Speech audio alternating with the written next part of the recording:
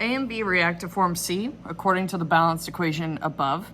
In the experiment, a previously evacuated rigid vessel is charged with A, B, and C, each with a concentration of 0.01 molar. The following table shows the concentration of gases at equilibrium at a particular temperature. If the experiment is repeated at a higher temperature at which the equilibrium constant is larger, which of the following best describes the effect of temperature change on the concentrations of the gases at equilibrium? So as a reminder, our equilibrium constant is going to be equal to the concentration of C, and that will be squared since the coefficient for C is 2, over the concentration of A, also squared, and the concentration of B, which will be left as to the power of 1. So if K is larger, that means that this divider, the denominator portion here, is smaller. So I'm going to look for something that tells me something along those lines. Okay, so A says A, B, and C will all increase, so that is not true. We need A and B to relatively decrease. A and B will remain constant, but C will increase because the equilibrium constant increased. So if the concentrations of these stay the same, then this also will need to stay the same. Just because of balanced chemical equations, we can't make more product if we leave the amount of reactant the exact same. Option C says there will be a decrease in A that will be 2 times that of the decrease in B, because A and B have a relative 2-to-1 ratio. So this sounds good. We again have that we are decreasing both and that they have a relative relationship between each other, just because we have our coefficients here. So that does sound good. We'll just check D to see if it's any better. D says there will be an increase in the concentration of A, and there will be a 2 times increase in the concentration of B because of that 2-to-1 ratio. So again, no. We need A to decrease and B to also decrease, and then that 2-to-1 ratio is going to leave me with C as my only answer choice. The decomposition of hydriodic acid at 298 Kelvin is represented by the equilibrium equation above. When 100 torr of hydriodic acid is added to a previously evacuated rigid container and allowed to reach equilibrium, the partial pressure of iodine is approximately 3.7 torr.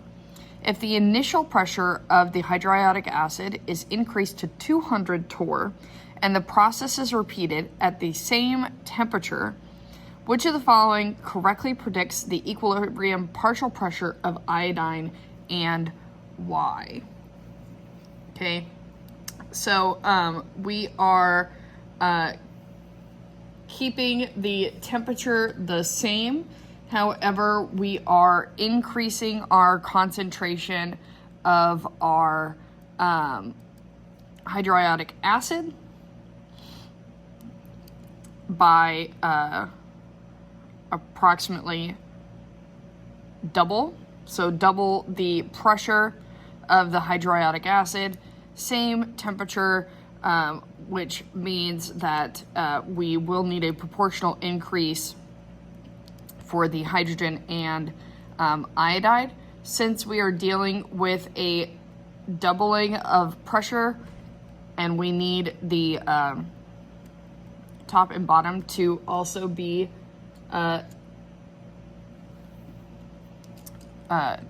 still equal to this equilibrium constant, we need this to also be doubled. So 3.7 times 2 gives me 7.4 torr as my partial pressure for the iodide. I'm going to look to see if there's any that match. So the only one that matches is C, so that is going to be my answer choice, because again, we have a directly proportional increase in pressure for hydrogen iodide and iodine. Phosphorus pentachloride decomposes into phosphorus trichloride and chlorine according to the equation above. A pure sample of phosphorus pentachloride is placed in a rigid evacuated 1 liter container. The initial pressure of the phosphorus pentachloride is 1 atmosphere. The temperature is held constant. This is important. Temperature is held constant until the phosphorus pentachloride reaches equilibrium with its decomposition products. The figures above show the initial and equilibrium conditions of the system. Which of the following statements about the equilibrium constant of the is correct? Okay, so we know that we are going to be dealing with, so we are going to be in need of an ice table. So our ice table here, we have the phosphorus pentachloride, the phosphorus trichloride, and the chlorine. Our initial concentration of the phosphorus pentachloride, we're dealing with pressure here, so we're dealing with just 1 atmosphere. And then our initial for the phosphorus trichloride and chlorine are both 0. The change is going to be minus X for the reactant and positive X for the products, since our coefficients are all the same here. And so that means that my at equilibrium statement is going to be 1 minus X and just X here.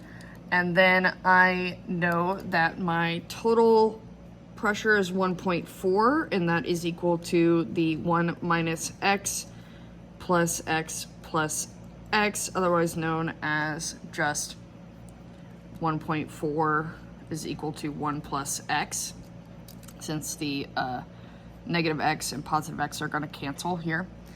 And then I will subtract the 1, so that gives me that X is equal to 0.4 atmospheres.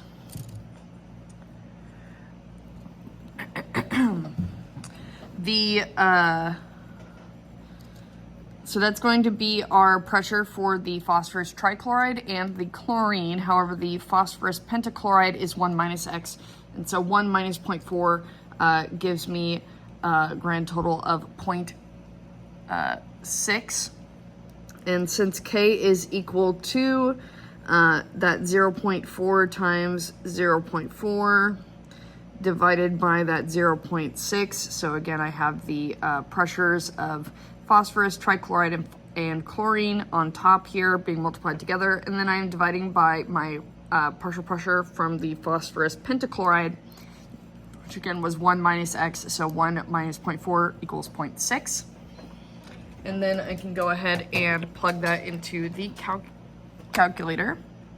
So 0.4 times 0.4 divided by 0.6, and we get 0.27 approximately. And so the statement that the equilibrium constant is less than 1 is going to be my best and only answer that matches what I got for my ice table here. When 4 moles each of X and Y are placed in a 1 liter vessel and allowed to react at a constant temperature according to the equilibrium equation above, 6 moles of Z is produced. What is the equilibrium constant of our reaction? Although it might be tempting to think that you have all the information that you need to go ahead and plug everything in to an equilibrium equation, these are the initial concentrations for X and Y, and therefore cannot be used, because that is not what they are at equilibrium.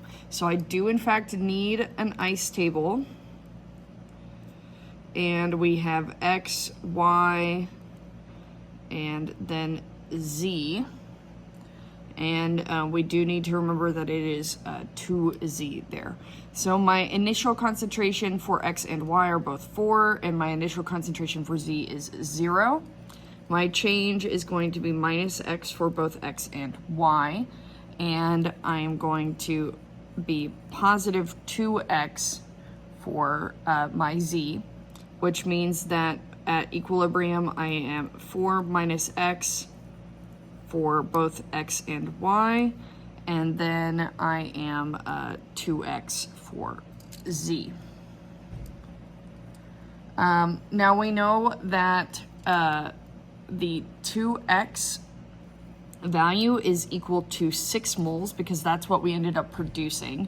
And so that means that X is going to be equal to 3 moles. So 4 minus 3 gives me 1 mole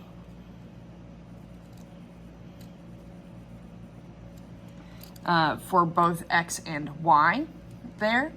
And then now I have the concentrations, and so I can go ahead and plug it into the equilibrium equation. So we know that K is going to be equal to the concentration of Z, which again was 6, and then since we have 2Z, it is squared, divided by the concentration of X, which is at 1, multiplied by the concentration of Y, which is also 1. So 6 squared is 36 divided by 1 just gives me 36. So that would leave me with answer choice E.